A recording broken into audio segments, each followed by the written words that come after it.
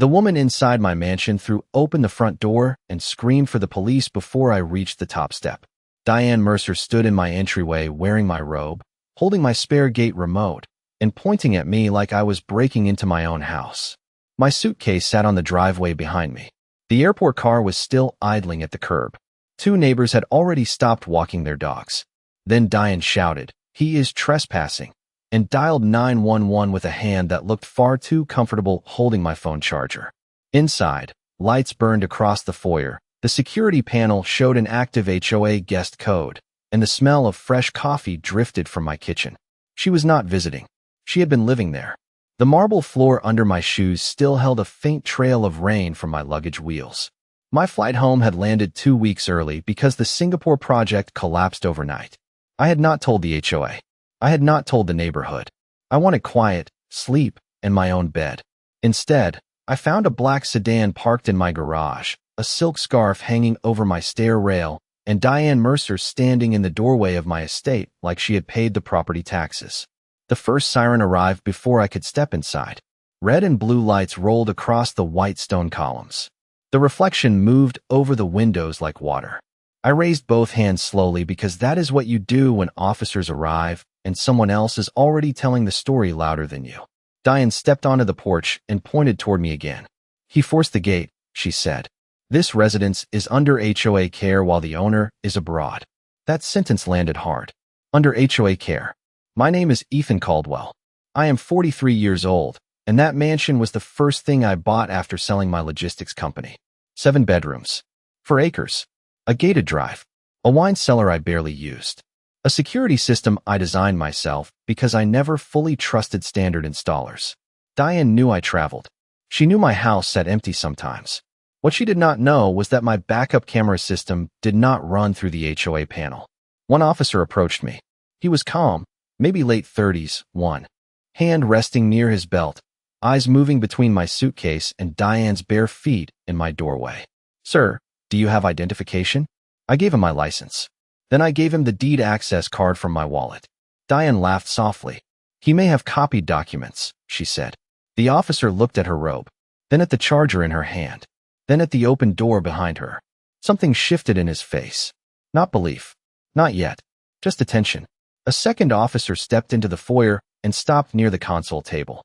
My mail was stacked there, opened. A wine glass sat beside the orchid my housekeeper always kept trimmed. A pair of women's shoes rested under the bench. The officer looked back at me. I said nothing. Silence was better than anger. Diane kept talking. HOA authority. Emergency stewardship. Suspicious return. Words piled up fast. Too fast. Then a sound came from upstairs. Soft music. My bedroom speakers. Diane's face changed before anyone else noticed. The music stopped upstairs so suddenly that the silence felt louder than the sirens outside. Every person in the foyer heard it. The second officer turned toward the staircase. Diane did not. She kept talking. Her voice moved faster now. HOA oversight. Property protection. Community authority. The words came one after another. None of them explained why music had been playing in my bedroom. The officer near the stairs glanced at his partner. Then he started walking upward. Diane took a step forward. "That area is private," she said. The officer stopped halfway up and looked back at her. "Private for who?" he asked. Nobody answered immediately. A cool breeze drifted through the open front door behind me. I could smell rain coming. One of the neighbors had moved closer to the porch. Another stood near the driveway pretending to check a phone. They were listening. Everyone was listening. The officer continued upstairs. His footsteps faded into the hallway above. Diane crossed her arms. The gate remote was still in her hand. I noticed something else. My initials were engraved on the back of it. She had not borrowed a community remote. She had taken mine. A few seconds later, the second officer called down from above. "Sir, can you come up here?" Diane's face tightened instantly.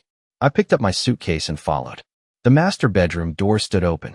The scent of expensive perfume lingered in the air. Fresh flowers sat on my dresser.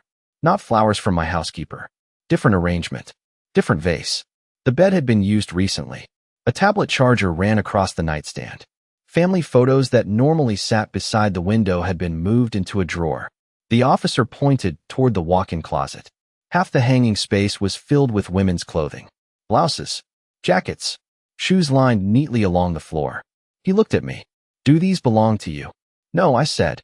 My answer hung in the room. Diane finally arrived at the doorway. She tried smiling. I needed temporary storage space, she said. Nobody responded. Another detail caught my eye. The digital thermostat screen. 72 degrees. I never left the house above 65 when traveling. Someone had been comfortable here. Very comfortable. Then the first officer walked into the home office beside the bedroom. A few moments later, he called out again. You may want to see this. We entered the office. Papers covered part of my desk. HOA meeting notes. Community budget reports. Resident violation files. Several folders were open. One chair sat pulled close to my computer monitor. Diane spoke immediately. I occasionally worked remotely while monitoring the property. The explanation sounded prepared. Too prepared. The officer picked up a legal pad. Pages of handwritten notes filled it. Dates. Times. Names. Community matters. Nearly 2 weeks' worth. My eyes moved across the entries. One date jumped out immediately. It was from 3 days after I had left the country. Another came 5 days later. Then another. Day after day. Diane had not been checking on the property. She had been operating from it. The first officer slowly closed the notebook. His expression remained professional, but his questions were changing. I could see it. The story he arrived to investigate was no longer the story standing in front of him. Then my phone vibrated in my pocket. A notification from the backup security system had finally finished syncing. The notification finished loading just as the officer beside me closed the notebook. A soft chime came from my phone. The sound seemed small, but every head in the room turned toward it. Diane noticed too. For the first time since I arrived, she stopped talking completely. I opened the security app. A progress bar disappeared. Then a list of archived recordings appeared on the screen. The backup system had been offline from my view while I was overseas. It stored everything locally and synchronized later through a separate network connection. I had installed it years ago and almost forgotten about it. Almost. The first officer stepped closer. What is that? He asked. A secondary camera system, I said. Independent from the house controls. Diane's shoulders stiffened. That reaction lasted less than a second. It was enough. The officer saw it too. Outside, another police vehicle rolled slowly past the front gate. The flashing lights reflected across the office windows. Rain clouds gathered over the neighborhood. The house suddenly felt smaller. I selected the earliest recording available. A timestamp appeared. 2 weeks earlier. The foyer camera activated. The image showed my front door opening. Diane walked inside carrying 2 suitcases. Not 1. 2. Behind her came a young HOA administrative assistant carrying garment bags. Nobody looked rushed. Nobody looked concerned. They moved through the house like people arriving at a hotel. The room became very quiet. Diane folded her arms tighter. That does not prove anything, she said. The officer kept watching. The video continued. Several boxes entered next. Then grocery bags. Then a portable printer. Then 3 storage containers. The officer paused the footage. How long were these items here? He asked. Diane looked away briefly before answering. Temporary use. The answer sounded thinner than before. I opened another recording. For days later. The kitchen camera. Diane sat at my dining table reviewing paperwork. HOA files covered the surface. A laptop sat where I usually ate breakfast. Coffee steamed from one of my mugs. She appeared completely comfortable. The officer beside me said nothing. He simply watched. Another clip. 7 days later. A meeting was taking place in my living room. 3 board members sat on the couches discussing community business. My house had become an unofficial HOA office. One neighbor standing downstairs near the staircase let out a low whistle. Nobody corrected him. Another recording. 10 days later. Diane carried additional clothing upstairs. The walk-in closet door opened. More hangers appeared beside the ones already there. The timeline continued growing. Every day revealed something new. Every day looked less like property monitoring and more like residency. Then one detail caught my attention. A camera positioned near the mudroom entrance showed Diane using a key ring. She unlocked a small cabinet beside the security panel. I leaned closer. The footage was grainy but clear enough. She removed a sealed envelope from inside. The timestamp showed it happened 5 days ago. I did not recognize the envelope. Neither officer recognized it either. Can you zoom in? One asked. I enlarged the image. A printed label became visible.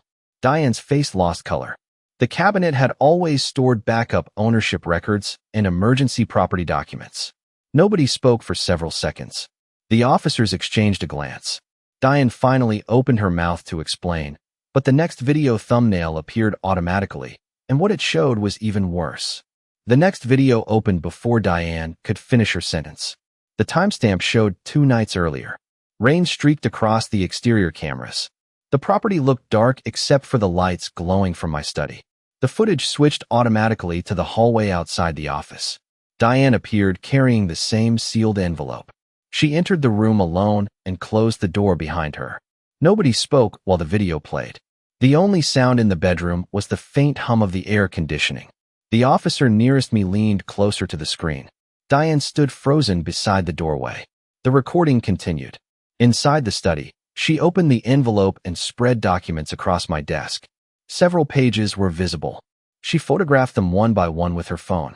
Then, she placed everything back inside the envelope. The officer paused the footage. "What documents were those?" he asked. Diane answered immediately. "Property maintenance records." The response arrived too quickly. The officer did not react. He simply resumed the video. Another detail appeared seconds later. Diane opened a drawer beside the desk. She removed a small key. I recognized it instantly. It belonged to the locked cabinet inside the wine cellar. Very few people even knew that cabinet existed. My stomach tightened slightly. Not because of fear, because the questions were multiplying faster than answers. The footage ended. Silence settled over the room again. Downstairs, I could hear another neighbor entering through the open front door. Word was spreading. It always did in neighborhoods like this. The first officer looked at me. "Do you know what was inside that cabinet?" he asked. "Some original ownership documents. Insurance records. Backup financial files." His eyes narrowed slightly. Then he looked toward Diane. "And why would you need access to those?" Diane exhaled slowly. "I was trying to protect the property." Nobody responded. Even she seemed to hear how weak that explanation sounded. Then my phone vibrated again. Another synchronization alert. More archived footage had finished loading. I opened the activity log instead of another video. A list of entries filled the screen. Date, time, access point, user credential, hundreds of records. The backup system tracked every keypad entry throughout the house. I began scrolling. The officer watched over my shoulder. So did his partner. The pattern became obvious within seconds. Diane entered every morning around 7. She left some evenings. Other nights, she never left at all.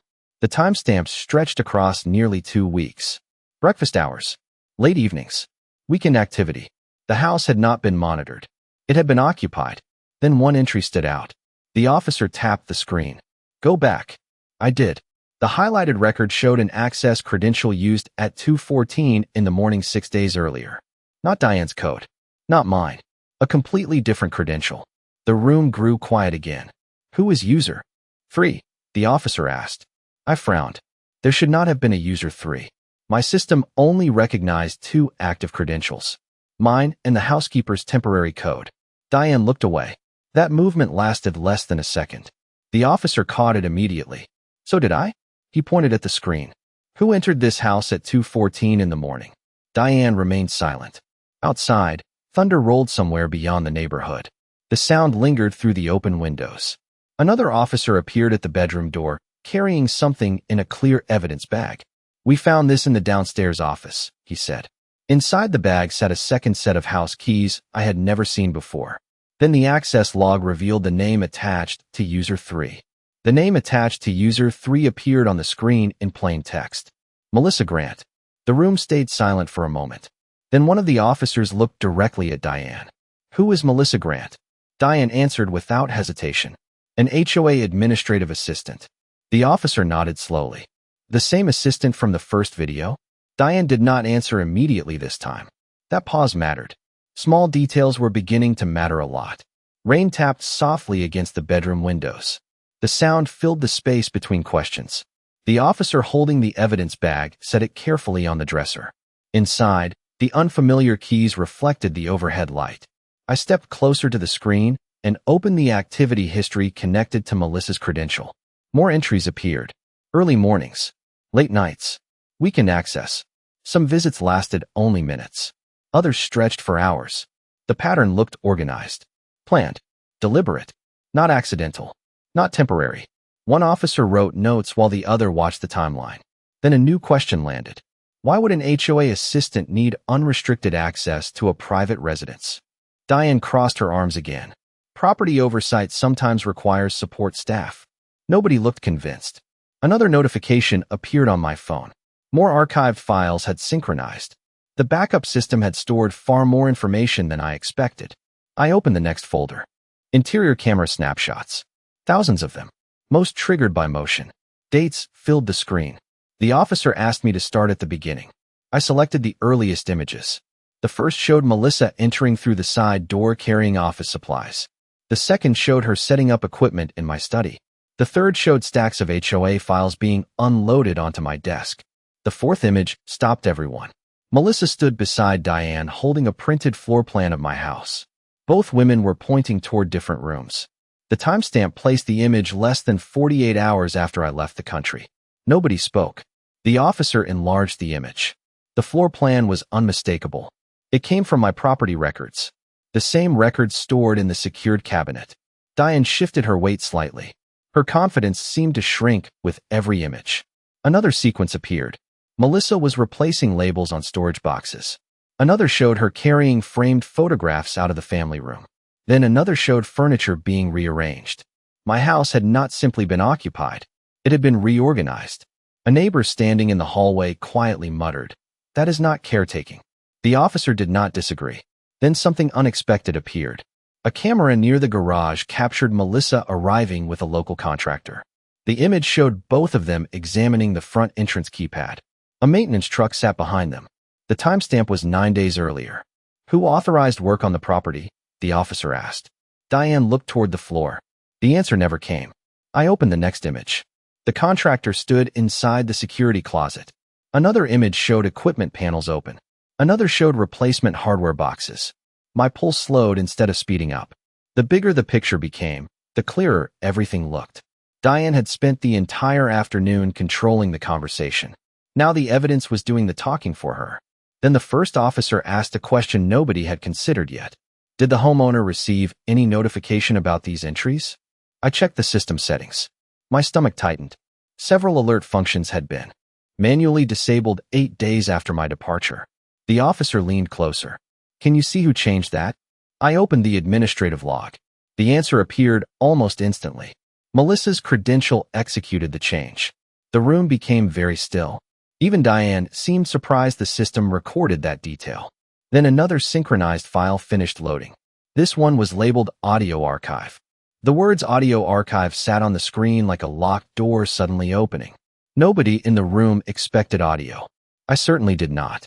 Years earlier, the installer had suggested an optional feature that paired short audio clips with motion events in key areas of the house. I remembered approving it and then forgetting about it completely. The officers exchanged a glance. Diane stared at the phone. Rain tapped steadily against the glass. The room felt smaller with every new file. I opened the archive. Hundreds of clips appeared. Date, time, location, duration. The first officer pointed at one from 11 days earlier. Start there. I tapped the file. Static crackled for a second.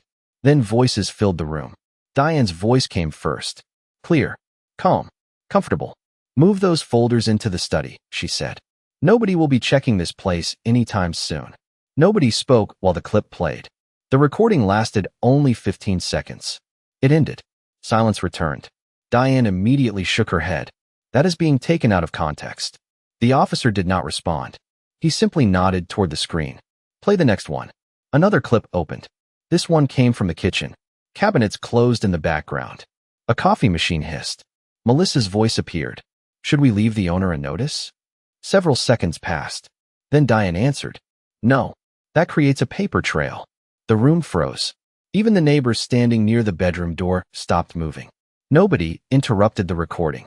Nobody needed to. The words spoke for themselves. Diane looked toward the officers. That conversation is incomplete. Her voice sounded different now, less certain. The first officer remained expressionless. Continue, he said. I selected another file. This one came from the study 3 days later. Papers shuffled. Chairs moved. Someone laughed quietly. Then a male voice spoke. One of the HOA board members. Are you sure this is allowed? A brief pause followed. Diane answered, "By the time he gets back, none of this will matter." The recording ended. Nobody in the room reacted immediately.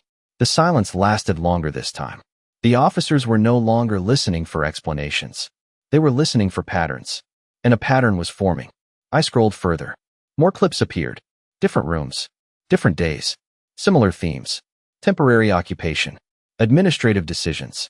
Discussions taking place inside a private residence. Then one recording stood out. The file name included the security closet. That area rarely triggered recordings. I opened it. The sound quality was rough. Metal doors opened. Keys rattled. Melissa spoke first. "Are you sure we should disable those alerts?" A pause followed. Then Diane answered quietly. "If notifications keep reaching him, this entire arrangement falls apart." The officer beside me slowly lowered his notebook. Nobody said a word. Outside, thunder rolled again across the neighborhood. The sound felt distant now. Everything important was happening inside the room. Diane stepped toward the window and folded her arms. She no longer tried to control the conversation. She was reacting instead of leading. That change mattered. Then the second officer noticed something. "Go back," he said. I replayed the final seconds of the recording. Keys rattled. Footsteps moved. Then another voice entered briefly. A voice nobody recognized.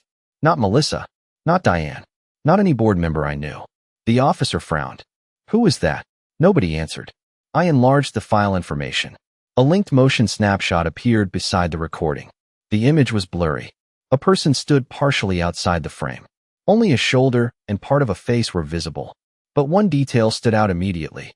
The person wore an official county identification badge clipped to a jacket pocket.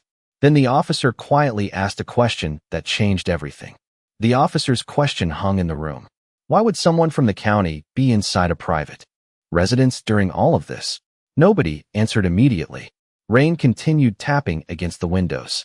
The sound had become a steady backdrop to everything unfolding around us. Diane looked toward the floor. Melissa was not there to explain anything. The unidentified county employee existed only as a blurred image and a voice buried inside a recording. Yet somehow that small detail shifted the entire situation again. This was no longer just about someone living in my house. The circle was getting larger. The first officer asked me to replay the clip. I did. The room listened carefully. Metal keys rattled. A cabinet opened. Melissa spoke. Diane answered. Then the unknown voice entered for less than 3 seconds. The recording ended. The officer rewound it again. This time he focused on the words. "Can you isolate that section?" he asked. I adjusted the playback and increased the volume. The voice became slightly clearer. Still distorted. Still incomplete. But one phrase emerged. "The paperwork should be ready by Friday." Nobody moved. The officer paused the recording. "What paperwork?" he asked quietly. Diane remained silent. Her confidence had almost completely disappeared. Earlier, she controlled every conversation. Now she seemed to be waiting for the next piece of evidence before deciding what explanation to offer. That difference was impossible to ignore. Another officer arrived upstairs carrying a tablet. He had been speaking with neighbors outside. "You may want to hear this," he said. Several residents had already provided informal statements. One neighbor claimed she saw Diane's vehicle parked at my house nearly every day. Another remembered seeing delivery trucks arrive during the second week. Someone else mentioned HOA board members entering through the front gate on multiple evenings. None of it proved anything by itself. Together, however, the picture was changing. Piece by piece. The officer added the notes to his report. Then he looked directly at Diane. "Did the HOA formally authorize use of this property?" Diane hesitated. "Not formally." The answer landed heavily. The room felt quieter afterward. One neighbor, standing in the hallway slowly, shook his head. Another stepped away to make a phone call. Word was spreading beyond the house now. I could almost feel it moving through the neighborhood. Then my phone synchronized another batch of files. This time the folder carried a different label. Visitor logs. I opened it immediately. The backup system tracked license plate scans from the gate cameras whenever motion crossed the driveway entrance. I had forgotten that feature existed too. The officers moved closer. A list appeared. Dates, times, vehicle descriptions, visitor entries, hundreds of records. The first officer began scrolling. Melissa's vehicle appeared repeatedly. So did several board members. Then another entry stopped him. A county fleet vehicle. Multiple visits. 3 separate dates. Each visit lasted over an hour. The room became still again. The same county badge from the photograph. The same unidentified voice from the recording. The pattern was no longer theoretical. It was documented. Diane closed her eyes briefly, just for a second. Then she opened them and looked toward the hallway. Not toward the officers. Not toward me. Toward the staircase. Almost as if she expected someone else to arrive. The officer noticed that reaction immediately. So did I? Then a new voice echoed from downstairs. I think you all need to see this. The voice from downstairs echoed through the stairwell again. I think you all need to see this. Every person in the bedroom turned toward the hallway. The officers moved first. I followed close behind. Diane remained frozen for a moment before finally stepping after us. The staircase creaked softly beneath several pairs of shoes. Rain continued falling outside. The gray light filtering through the windows made the foyer feel colder than before. By the time we reached the first floor, 3 more neighbors had gathered near the front entrance. Nobody was speaking loudly anymore. The atmosphere had changed. Curiosity was giving way to concern. One officer stood near the console table, holding a thin stack of papers. He looked toward his partner. These were inside the lower drawer. The drawer he pointed to sat beneath the table where my unopened mail should have been. I knew that drawer. I never used it. The officer carefully placed the documents on the dining room table. Everyone gathered around. The top page carried an HOA letterhead. Several pages beneath it appeared to be draft agreements. Another looked like a meeting agenda. Then the officer lifted a single document and held it up. The room grew quiet again. Across the top was a title. Temporary Property Management Proposal. My eyes moved down the page. The property address listed below was mine. My house. My estate. My name. Yet I had never seen the document before. The first officer slowly read several lines. The proposal described plans for temporary community use of the residence while the owner remained absent. Community meetings. Administrative functions. Board activities. None of it had been approved by me. None of it carried my signature. Then something caught the officer's attention. This section was edited recently. He pointed to a revision date. 3 days earlier. Another officer flipped through the stack. More revisions appeared. Additional notes. Proposed occupancy schedules. Visitor access lists. My home had been discussed like a community asset. A neighbor near the doorway shook his head in disbelief. Diane finally spoke. Those were only discussion drafts. Her voice sounded weaker than ever. Nobody responded immediately. The documents were speaking for themselves now. Then the second officer discovered a handwritten note attached to the back of one folder. He unfolded it carefully. Several names appeared. Board members. Committee members. Contractors. One name stood out. County planning consultant. The same connection surfaced again. The unidentified county visitor. The badge. The recordings. The vehicle logs. The pattern continued growing. Then another surprise emerged. One officer opened a separate folder and stopped reading halfway through the first page. His eyebrows lifted slightly. You should probably see this.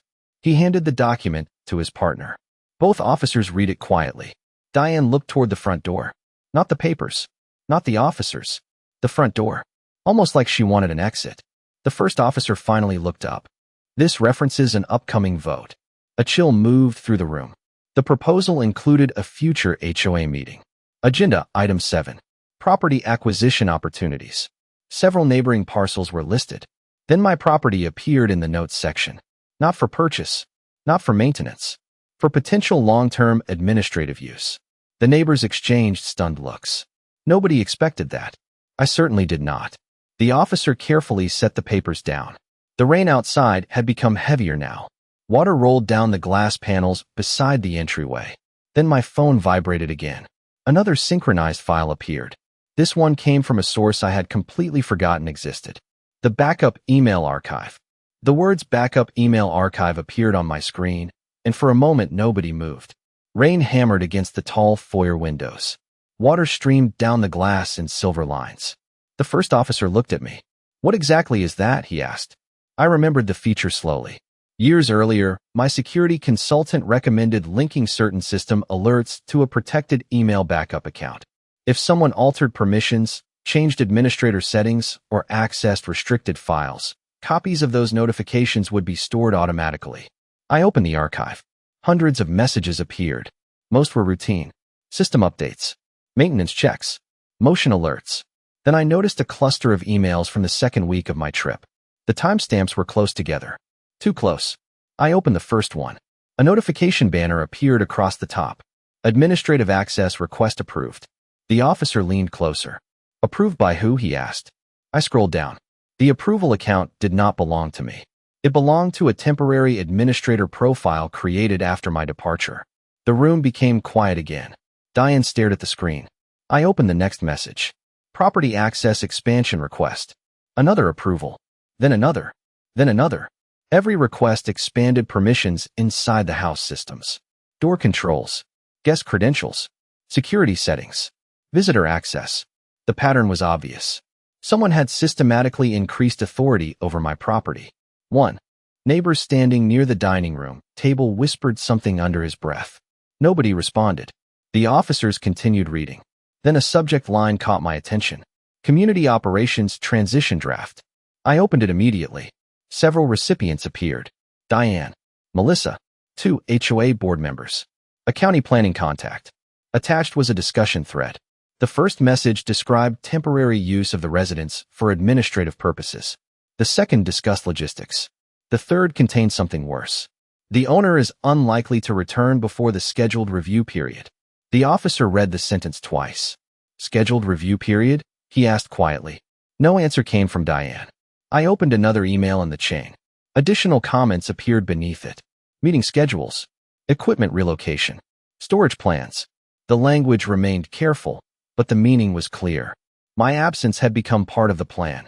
Then the officer noticed a highlighted line farther down. He pointed at it. I zoomed in. The message came from the county contact. Documentation should be finalized before occupancy concerns arise. Nobody spoke. Rain rattled against the roof. The neighbors exchanged uneasy looks. The first officer wrote something in his notebook. His expression had changed completely from when he arrived. He was no longer investigating a possible trespass complaint. He was documenting a much larger situation. I continued scrolling. Another attachment appeared. This one contained internal discussion notes. Several sections had been deleted, but fragments remained. References to community headquarters. Administrative relocation. Long-term planning.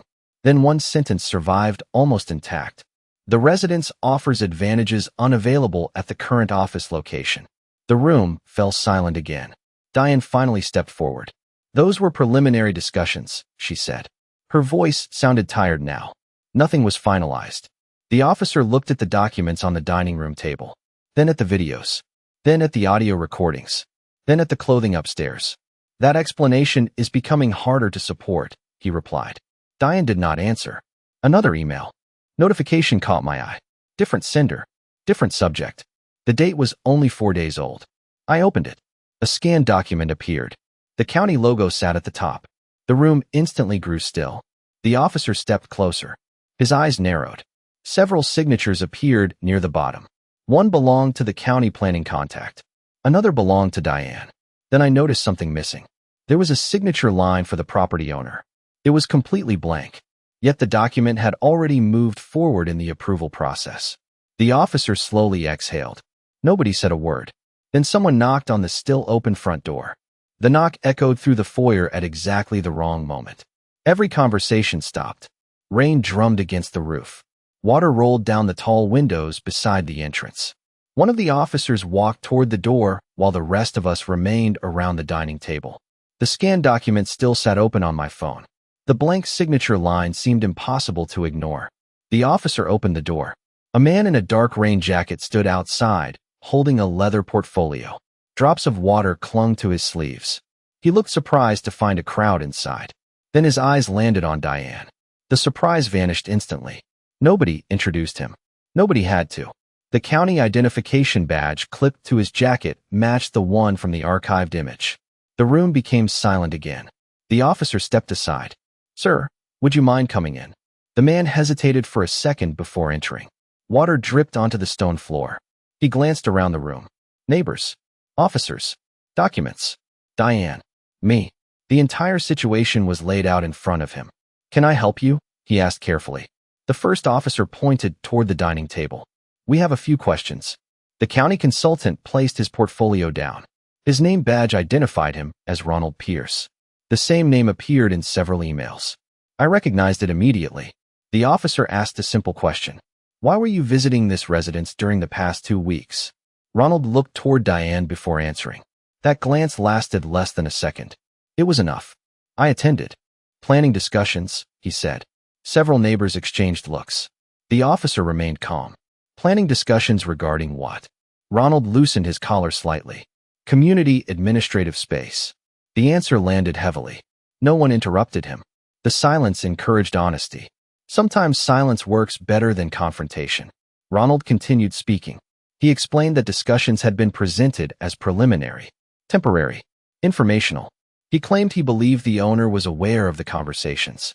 His eyes moved toward me, then back toward the officers. The first officer opened the scanned document from my phone. This owner, he asked. Ronald looked at the blank signature line. His expression changed immediately. He leaned closer. Why is that blank? Nobody answered. Diane remained perfectly still. Ronald studied the document again. Then another realization crossed his face. This was not supposed to advance without owner authorization. A murmur spread through the room. The neighbors heard it too. One officer wrote notes quickly. Another photographed the document. The atmosphere had shifted once more. Ronald no longer appeared connected to Diane. He looked concerned for himself. That change mattered. Then the first officer asked about the county vehicle logs. Ronald admitted visiting the property 3 times. He acknowledged touring the home.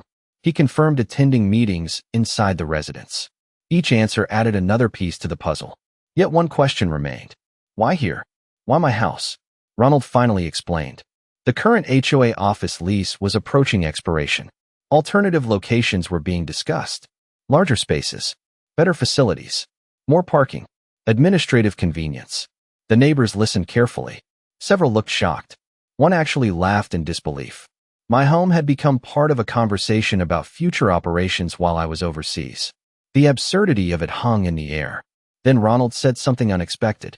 I assumed the owner was participating remotely. Even Diane looked away when he said that. The first officer slowly nodded. The pieces were fitting together now. Emails, access logs, audio recordings, visitor records, occupancy, draft agreements. None of them stood alone anymore. Together they formed a single story.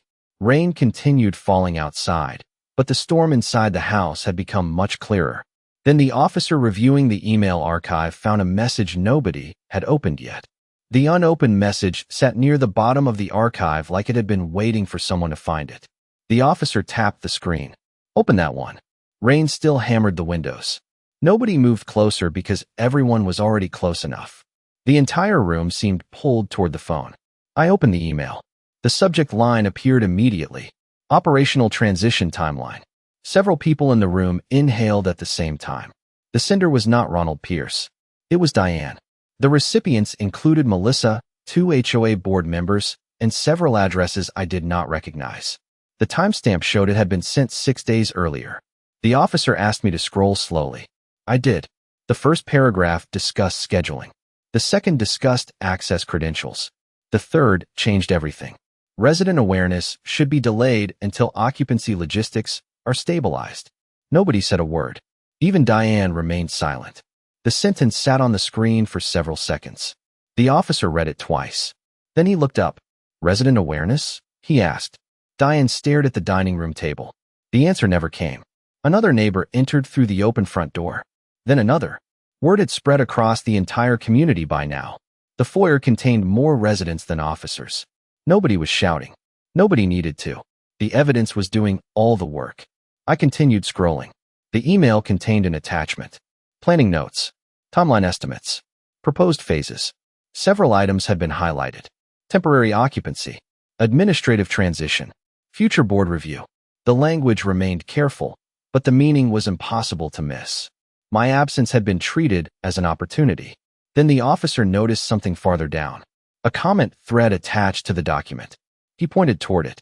Open that. I expanded the thread. Multiple replies appeared beneath the original email. Most were routine. Scheduling. Meeting dates. Equipment deliveries. Then one response caught everyone's attention. It came from a board member. Has the homeowner agreed to any of this? The room became silent again. The reply underneath appeared less than an hour later. Diane's response. The situation is being managed. The officer slowly lowered the phone. Nobody spoke. The rain outside had started easing. The house felt different now. Earlier it felt occupied. Then it felt investigated. Now it felt exposed. Layer after layer had been stripped away. Ronald Pierce sat quietly near the end of the table. His expression had changed completely. He no longer looked defensive. He looked concerned. One officer asked him directly whether he had ever received proof of owner approval. Ronald answered immediately. No. The response came without hesitation. That mattered. Then another board member arrived unexpectedly. Nobody had called him. He had heard what was happening from neighbors. He stepped inside, saw the crowd, saw the officers, and immediately asked one question. What did Diane do? Nobody answered right away. The officer simply handed him several printed documents. The man read them. His face drained of color. This was never authorized, he said. The statement landed hard. Several neighbors nodded. Another resident spoke up.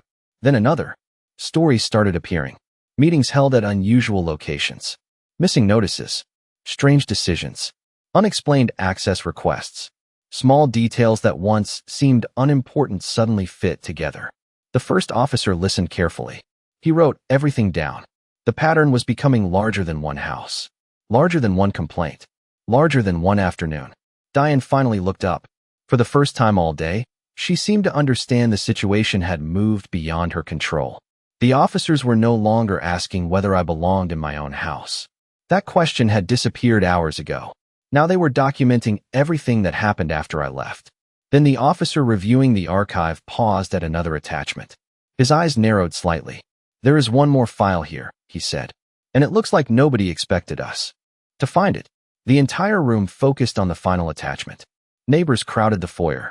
Officers stood around the dining table. Ronald Pierce remained seated near the end of the room, staring at the stack of documents as if he wished he had never walked through the front door.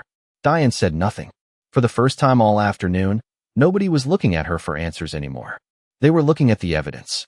The officer tapped the attachment. A loading icon spun briefly across the screen. Then the file opened.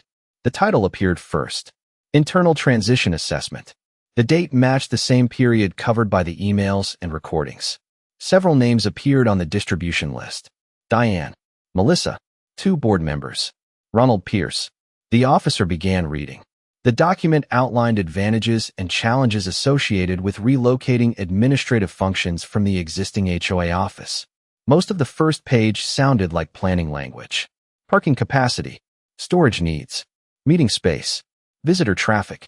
Then a section labeled Preferred Location appeared. The room became completely silent.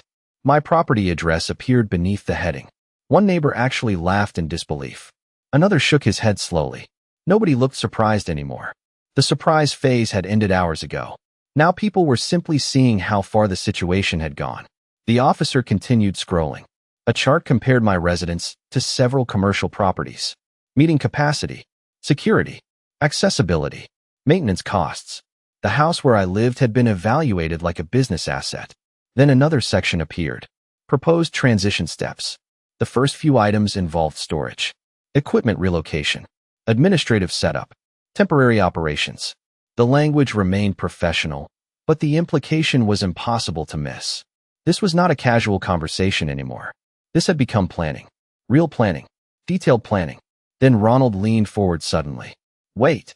Everyone looked at him. He pointed toward the screen. That section was never approved. The officer handed him the phone. Ronald reviewed several pages quickly. His expression tightened. These recommendations were supposed to remain internal. Nobody authorized implementation. The first officer nodded. Yet implementation appears to have started. Ronald could not argue with that. Not after the visitor logs. Not after the recordings. Not after the photographs. Not after the occupancy itself. Then another discovery emerged. The final pages contained revision notes. Several comments had been removed before distribution. The backup archive preserved them anyway. One deleted comment came from a board member asking whether owner consent had been obtained. Another asked whether legal review had occurred. Neither question appeared to have received a direct answer. Instead, one response from Diane appeared beneath them. Delays create unnecessary complications. Nobody spoke. The room felt heavier than before. Outside, the rain had finally started slowing down. Water still slid down the windows, but the storm itself was weakening. Inside, however, the situation continued growing. The officer carefully documented every page. Photographs were taken. Copies were secured. Statements were collected. Several neighbors volunteered additional information. Others simply listened. The atmosphere no longer felt chaotic. It felt methodical. Piece by piece, everything was being preserved. Then the board member who had arrived earlier asked a simple question. How many people actually knew about this? Nobody answered immediately. That silence carried weight, because nobody seemed certain anymore. The plan had touched board members, administrative staff, consultants, contractors, and visitors. What started as one person occupying a house now looked connected to something much larger. Then the first officer closed the document and looked around the room. We have enough information to move this forward. Those words changed the atmosphere immediately. Not because they solved anything, because they made the consequences real. Diane finally lifted her eyes from the table. For the first time all day, uncertainty appeared on her face. The control she carried at the beginning was completely gone. Then my phone vibrated one last time. Another archive file had just finished restoring, and this one came directly from the security vault. The security vault archive finished restoring at 6:47 p.m. The notification appeared quietly on my phone, yet every person around the dining room table noticed it. The first officer looked at the screen. Open it. Outside, the rain had almost stopped. The sky beyond the windows carried that deep blue color that appears just before sunset disappears completely. The house felt different now, not because the evidence had changed, because the truth was finally catching up to it. I opened the vault archive. Unlike the other folders, this one contained only a handful of files. Encrypted copies, backup records, protected documents. The first file was routine, insurance records. The second contained property surveys. The third stopped everyone. It was a signed owner authorization template, completely blank. The officer examined it, then compared it to the scanned document recovered from the email archive. The difference was obvious immediately. The approval process required owner participation from the very beginning. Not the end, not after discussions. From the beginning. Ronald Pierce leaned forward and quietly nodded. That is correct. Nobody said anything for several seconds. Then the officer opened the final file. A secure audit report generated automatically by the system. Date, time, user activity, administrative changes. The report documented every major modification made after my departure. Access expansions, alert removals, credential additions, visitor permissions, everything. The entries stretched across multiple pages. Yet one section stood out. A risk notification generated automatically by the security software. The system itself had flagged unusual activity. Multiple administrative changes. Unverified access requests. Ownership authorization missing. The report even recorded the exact date the warnings were ignored. The room became silent once more. Diane stared at the table. Ronald looked exhausted. Several neighbors exchanged looks of disbelief. The first officer slowly closed the file. Then he looked directly at Diane. At this point, there is no confusion about what happened here. Nobody argued. Nobody interrupted. Because there was nothing left to explain away. The videos matched the recordings. The recordings matched the visitor logs. The visitor logs matched the emails. The emails matched the planning documents. The planning documents matched the security audit. Every piece connected. Every piece pointed in the same direction. The investigation continued for several more hours. Statements were collected. Copies were secured. Reports were completed. Eventually, the crowd began thinning. Neighbors returned home. The county consultant left with his own concerns. Board members departed one at a time. The officers finished their documentation shortly before nightfall. Through it all, I remained inside the house that had somehow become the center of an entire community controversy. The irony never left me. I had returned expecting a quiet evening after a long trip. Instead, I discovered people discussing the future use of my home while standing inside it. By the time the final officer prepared to leave, the house had become quiet again. The rain was gone. The driveway glistened beneath the exterior lights. The officer paused near the front door. "You did the right thing by keeping records," he said. Then he left. The door closed softly behind him. For the first time all day, silence filled the house completely. Real silence. I walked through the foyer, through the dining room, Through the study, furniture had been moved. Documents had been handled. Rooms had been used for purposes I never approved. Yet the house was still mine. That fact had survived everything. Upstairs, I paused beside the bedroom window. The neighborhood lights glowed across the community. Somewhere beyond them sat the HOA office that started all of this. Weeks earlier, certain people believed nobody would notice what was happening. They believed distance created opportunity. They believed absence created permission. The records told a different story.